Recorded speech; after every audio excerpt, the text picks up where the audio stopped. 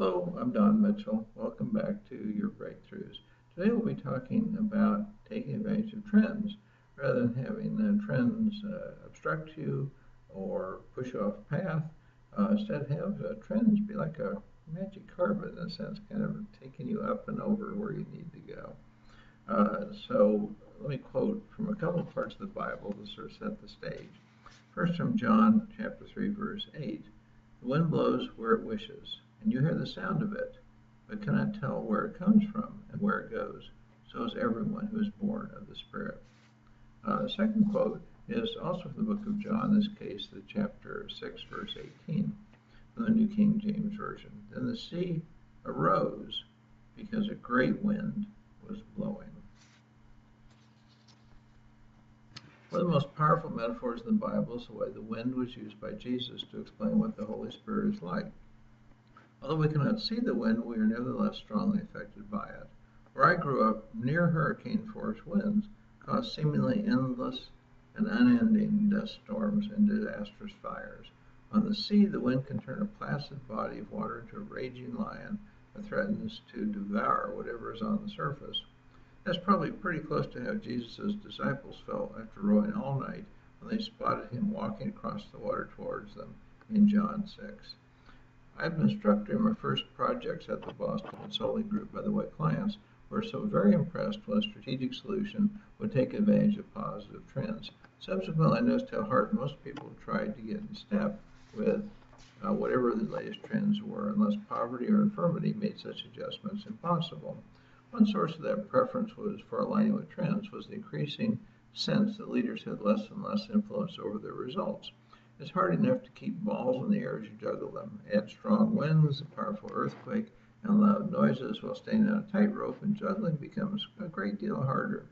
The traditional response to stronger external influences had been to expect more of leaders.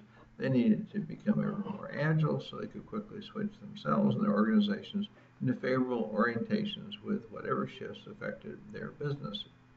The description of a good leader increasingly sounded like that of a Superman, faster than a speeding bullet, more powerful than a locomotive, and able to leap tall buildings in a single bound.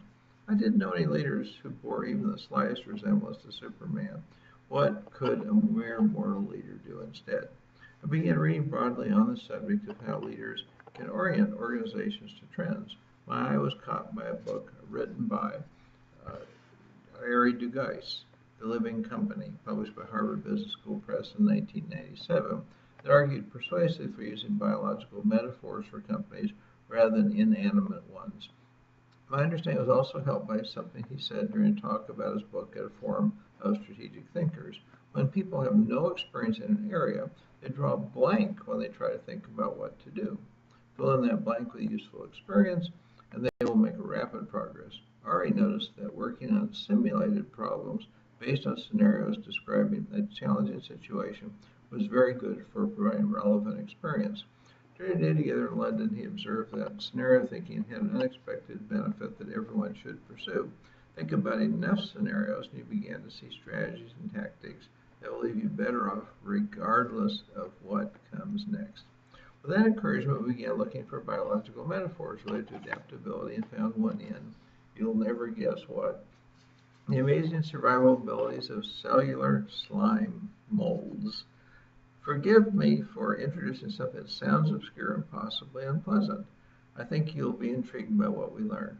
If you want more details, check out the article by John Tyler Bonner in the December 1984 issue of Science 84.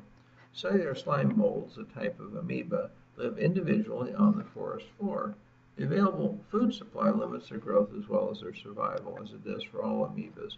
When the food is gone, stationary amoebas die out. But unlike stationary amoebas, cellular slime molds act in the most unusual way when food is scarce. Cellular slime mold amoebas clump themselves into a community that oozes along as slime until it reaches a spot where more food is present. They have another trick for finding new homes as well. Clumps of the amoebas will undergo actual physical changes further than what we've discussed already, create a multi-celled stalk holding a sac filled with dormant spores. When animals or people brush against the sacs, the spores attach themselves are carried to new locations beyond the range that the clump could move on to on its own.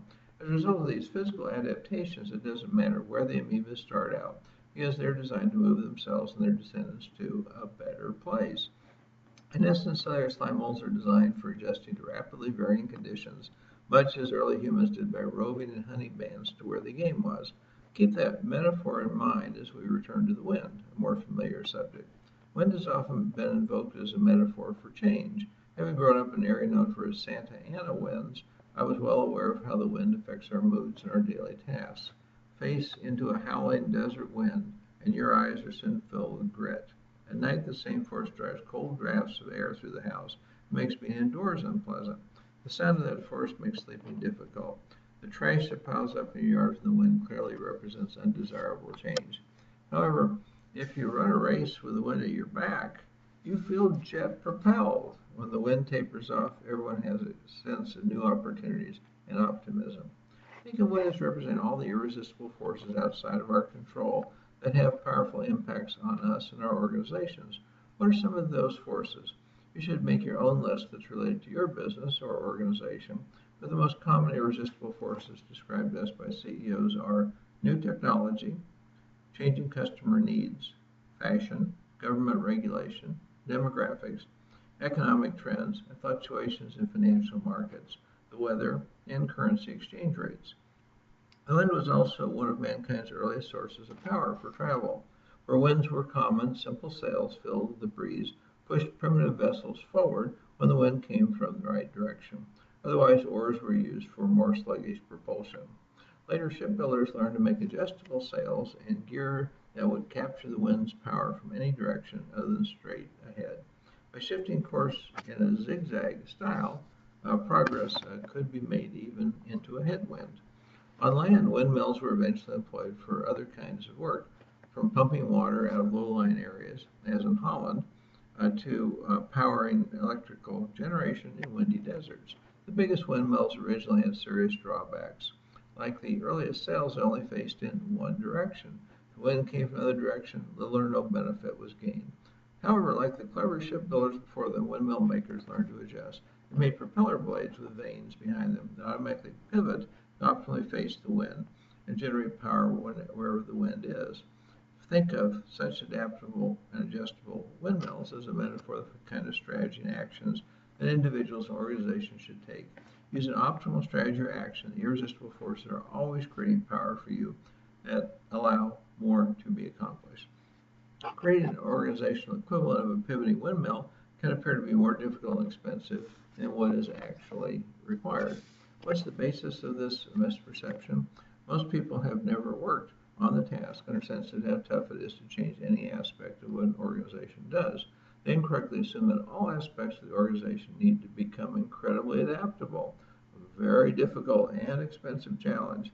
Contrary to that incorrect view, an organization with the equivalent of weather vane continually pointing in the right direction, the proper strategy will need to adapt very little.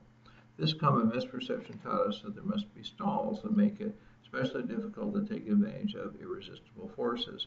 I've listed for you near the end of lesson 6 what the most common stalls are. You may want to reread or listen to that video again now.